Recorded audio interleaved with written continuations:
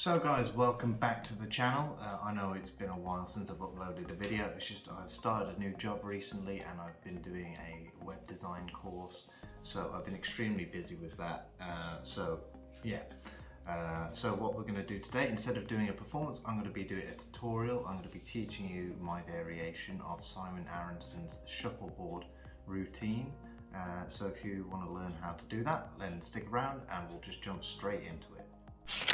So for my variation of this trick, it is a full deck setup, so that might put a few of you off, but to be honest, I think it's well worth it just because of the nature of the trick and how much mileage you get out of it. Anyway, and it is just a bit of paper that does all the work for you and the setting up of the deck. So what we'll do is we'll get into how you set up your prediction first, and then we'll get into how you set up the deck. Okay, so what you're going to need to set up your prediction is you need to get an A4 bit of paper and a marker. I've used red and black. You can just use one colour if you want, but yeah. What you're going to write here is on one side of the paper, once it's fully unfolded, you're going to write except for the card you are thinking of. So you write that on one side of the paper, nice and big, and then you're going to fold the paper in half, and then you'll write on this side, all of the black cards will be spades, okay? And then you fold the paper in half once more, and then you write 16 of those face down cards will be red, okay? So you write that, and you fold the paper once more, and you'll write the words 28 cards will be face down, and then that'll be your first prediction out of all of them. And then you fold the paper one last time and you'll write the word prediction on the face of it, okay? And then you can just stand that up when you're performing and you're ready to go with that.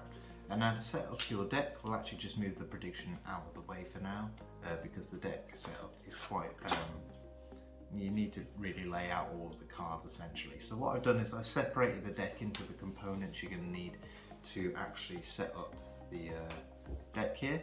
So what I would suggest doing first is remember what you wrote down on your prediction, and that is what you're going to remove from the deck first. So remember, in my case, I said there would be 16 red cards face down. So what I've done is I've removed 16 red cards, and then I said all of the black cards will be spades, and I said there will be 28 cards face down. So what I've done is I've removed 11 spades to go with my 16 red cards, and that'll be a total of 27.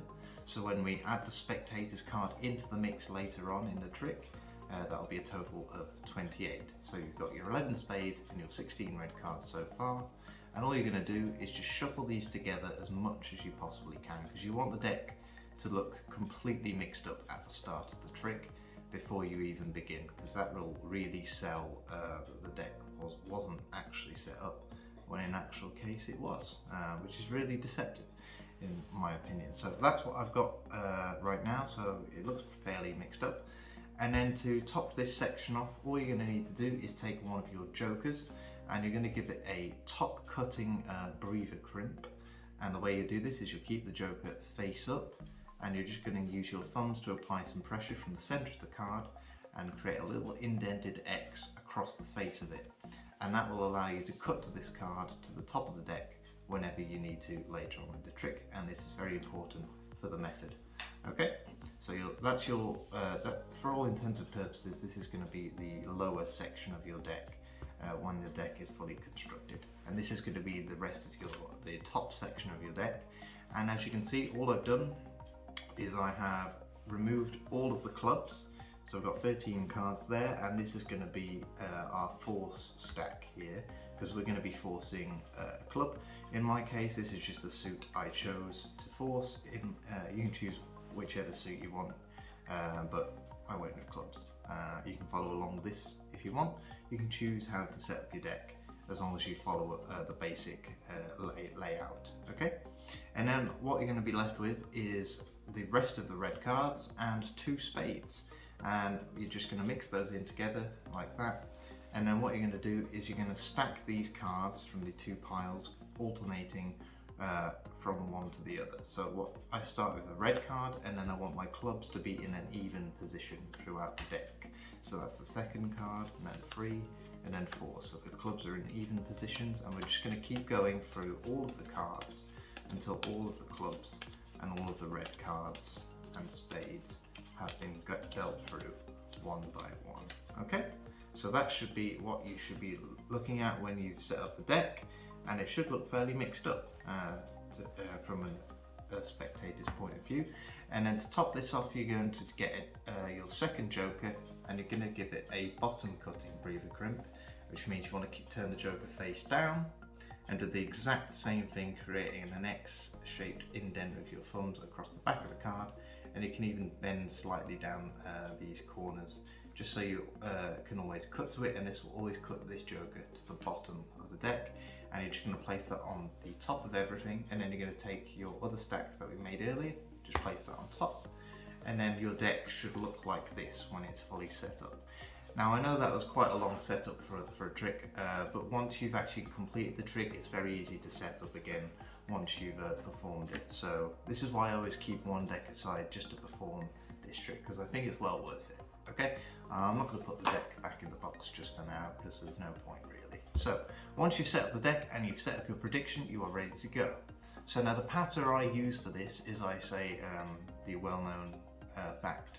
Well, it's not well known, but you tell them that the fact that is, if you were to shuffle a deck of cards, it's very unlikely you're ever going to shuffle it into an order that has ever been achieved before from a different human shuffling a deck of cards, because there are just so many combinations. And at this point, you just spread the deck and you show that you say that you shuffled the deck early, and this is the order that the cards happen to be shuffled in, and it's very unlikely that anyone has ever shuffled the cards into this order before. So it's very likely that this is a unique order to me. Okay, and that's basically the pattern for this routine. And you explain to the spectator that we're going to do an experiment with that, and you explain to the spectator you got a prediction and you're going to get a card selected. And now the way we get a card selected in this case is we're going to try and force up one of our clubs, obviously. And the way we do this is we know that our clubs are in even positions. So when we deal down the cards and tell the spectator that we want them to call out stop whenever they like, what we're doing in our heads is we're just saying the words odd and even whenever we deal down cards. So we know that number 1 is going to be odd, so we go odd in our head, and then we go even, odd, even, odd, even, odd, even. And now let's say the spectator says stop when we deal down an odd card. We know that this card is not a club because we know that even cards are clubs. So what we do is we'll give them the next card from the deck, and that will be a club, okay? But let's say for a fact if they said stop on an even card, so we actually dealt that card down, we know that that card's an even card, so we say, okay, so you stopped here, and we give them the card that we dealt down to, therefore we are always forcing a club. Now obviously you want to deal fairly slowly because you don't want to go through all of the cards, because it's only the top 26 cards that you are able to force here. Well, it's top, you can force them 13, but it looks like you've given a fair selection, okay? So they say stop here, and all you're going to do is you're going to drop the rest of the deck on top of the card you dealt down, just like that, and the spectator will be left holding their selection at this point, okay? So now what you're going to do is you're going to retrieve the selection from the spectator. You're not going to look at it, and what you're going to do is you're going to place it into the middle of the deck seemingly, but what you're actually doing is you're aiming for the gap here between the two jokers. So you're going to aim for that section there between the two breaks here formed by our breather crimped jokers. I don't know if you can see that on camera, but if you did this correctly at home, there should be a little break here and then a break at the bottom, and that's where you're going to be aiming to place their selection.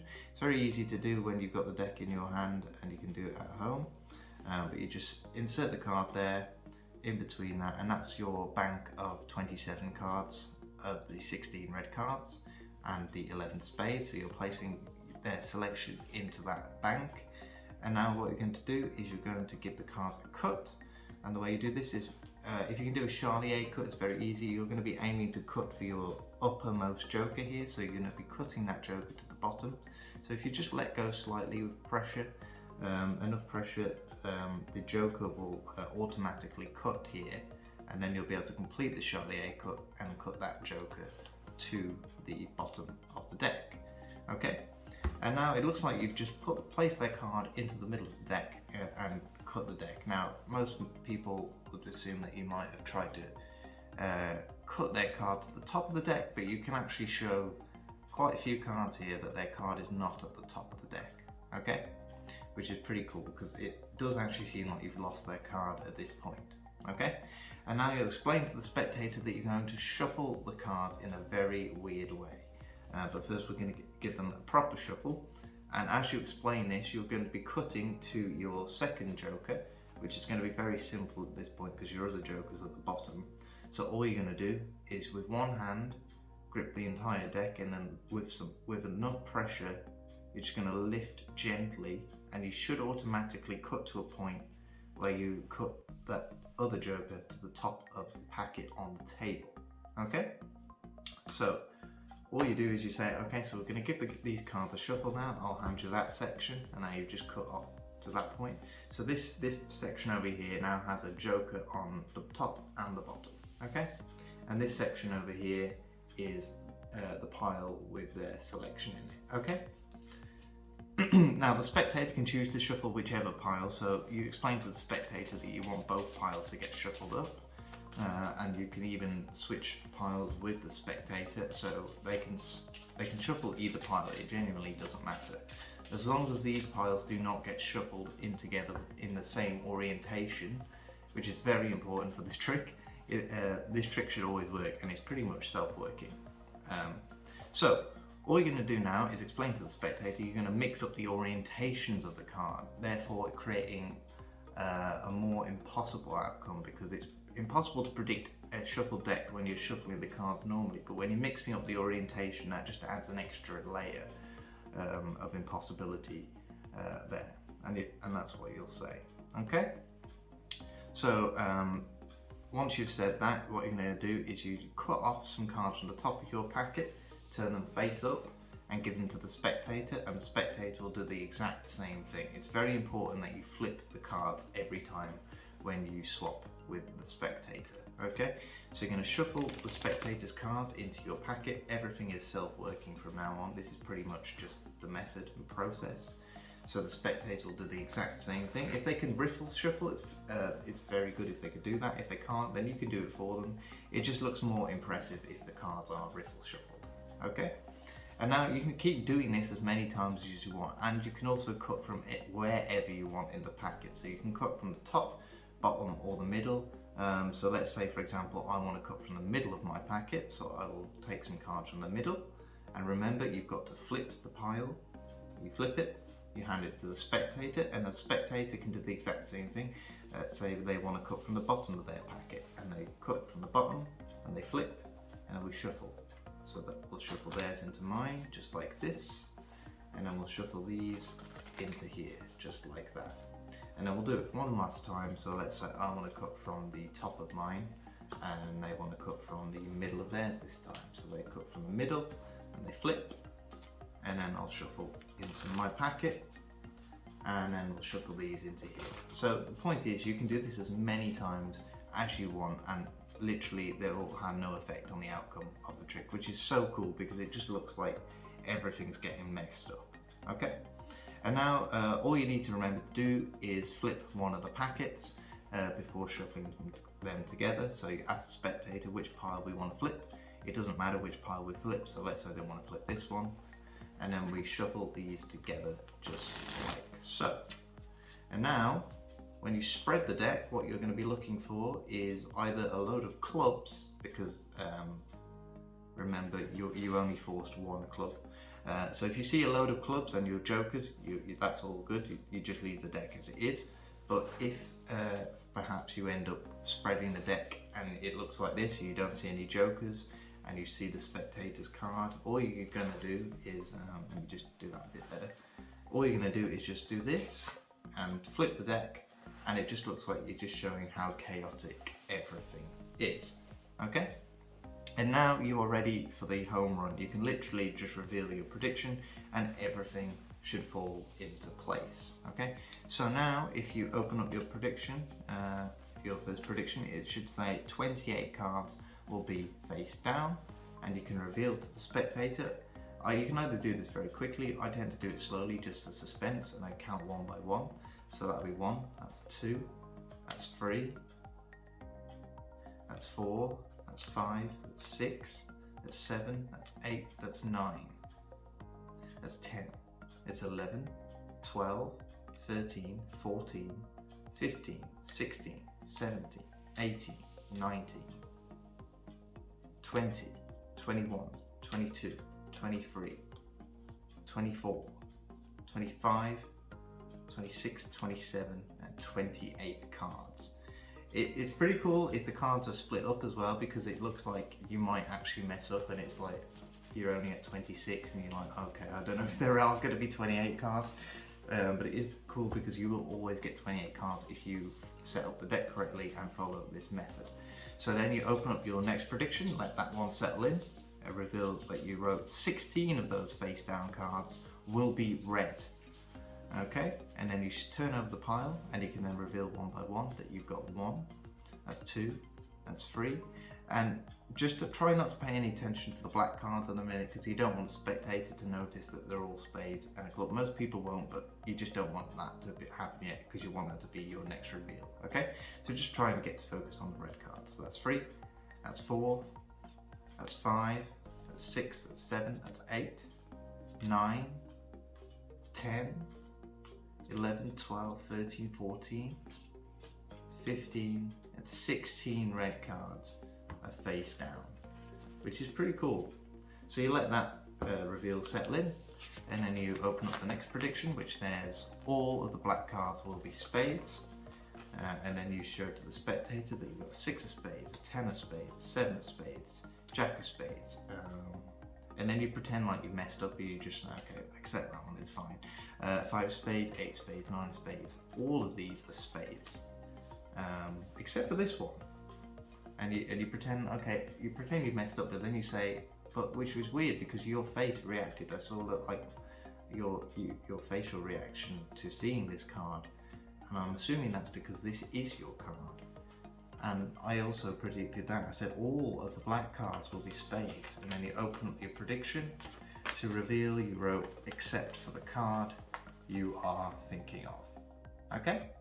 And that is pretty much how you perform my variation of the shuffleboard routine.